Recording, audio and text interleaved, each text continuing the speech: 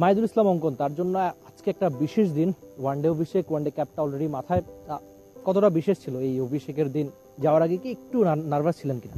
না, আমার কাছে মনে হয় যে অতটা নার্ভাস ছিলাম না যতটা আমি নিজে চিন্তা করেছিলাম যে থাকার কথা। জাস্ট চেষ্টা করেছি যেভাবে নিজের খেলা বা টিমের যেটা যখন প্রয়োজন ওইভাবে খেলা। টেস্ট অভিষেক হয়েছিল আপনার এর আগে, আজকে ওয়ানডে, তো দুটোর মধ্যে পার্থক্য কি দেখে অঙ্কন? পার্থক্য তো আসলে অ্যাট দ্য এন্ড আমার কাছে মনে হয় যে দুই ফরম্যাট।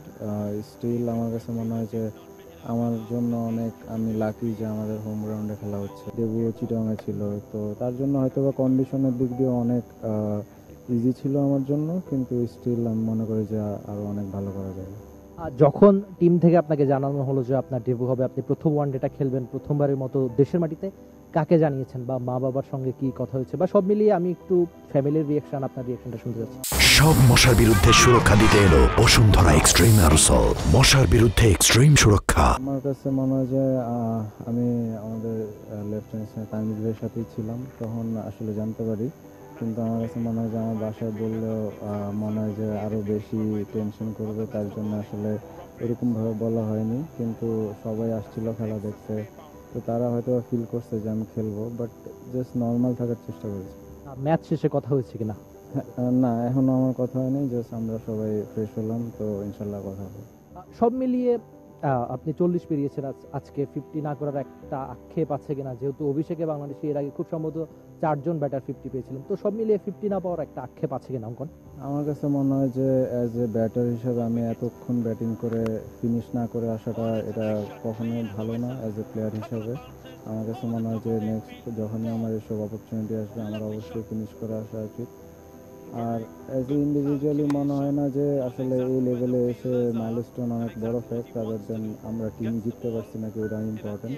আলহামদুলিল্লাহ জিততে পারছি, এর জন্য আমার মনে হয় না যে 50 বা কোনো মাইলস্টোন ইফেক্ট করবে। স্কুপ খেলছিলেন, সুইপ খেলার চেষ্টা ছিল, তো সব মিলিয়ে মনে হয় কিনা যে আজকের উইকেটে স্পিন অনেক বেশি ধরছিল, এই উইকেটে এমন শট বেশি কার্যকরী? আপনার প্ল্যানটা কি ছিল তখন? আসলে আমরা বুঝতে পেরেছিলাম 10 ওভার পরে যে উইকেটে কত রান হয়তো বা সেফ, তো আমরা সবাই চেষ্টা করেছি ওই প্ল্যান অনুযায়ী জাস্ট ওই রানটা করার জন্য। হয়তো বা আমরা সেট ব্যাটসম্যানরা ফিনিশ না করার ক্ষেত্রে হয়তো বা 10-15 রান কম ছিল।